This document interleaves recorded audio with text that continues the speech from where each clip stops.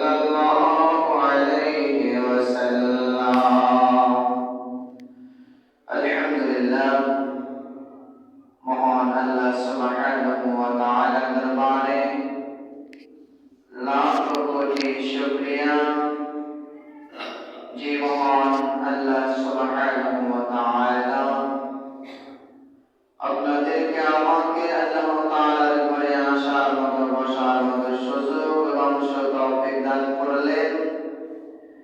এজন্য সেই মহান মুনিবের সান্নিধ্যে মহব্বতের সাথে আওয়াজ দিয়ে শুকরিয়া আদায় করি, বলি আলহামদুলিল্লাহ।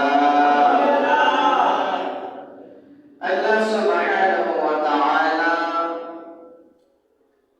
একটি জুমা অতিবাহিত করার পরে আজকের এই জুমার দিনে আমাদেরকে আল্লাহ তাআলার ঘরে পৌঁছে দিয়েছেন। এটা আল্লাহ তাআলার দয়া, আল্লাহ তাআলার অনুগ্রহ, বান্দার ইচ্ছা।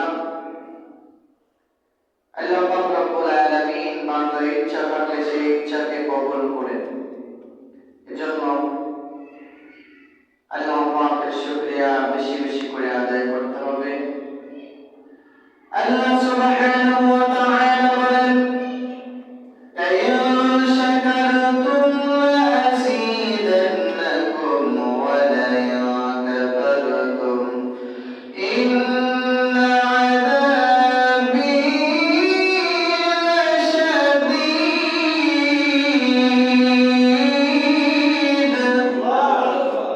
আল্লাহ পাক রব্বুল আলামিন বলেন, বান্দারা তোমরা আমার নিয়ামত পাওয়ার পরে যখন তোমরা আমার নিয়ামতের শুকরিয়া আদায় করবা, আমি আল্লাহ পাক রব্বুল আলামিন তোমাদের নিয়ামতকে বাড়ায় দিব।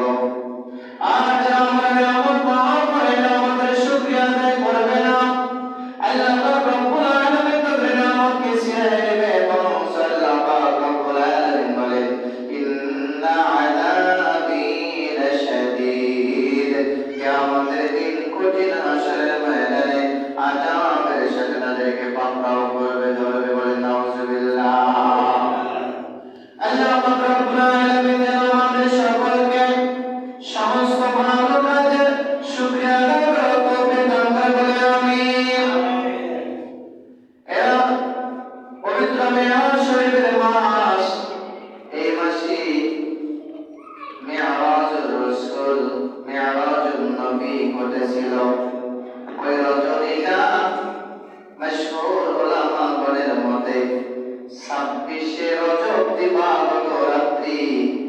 এই রজনীতে আল্লাহ পাক রব্বুল আলামিন তার প্রিয় হাবিবের দিদারের জন্য মেহমান বানিয়ে আল্লাহর হাবিবকে আরশের মুআল্লা ভ্রমণ করায়া সাক্ষাৎ করেছেন। বলেন সুবহানাল্লাহ।